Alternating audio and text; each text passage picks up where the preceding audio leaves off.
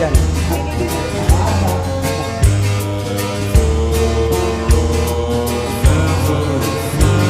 Dito.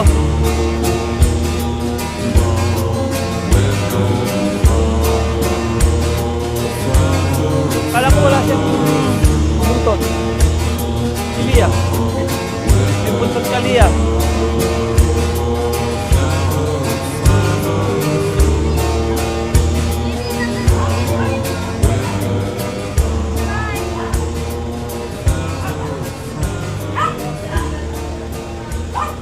Pusa ng ulan eh. May hangin po. Ano ba yung ginagawa?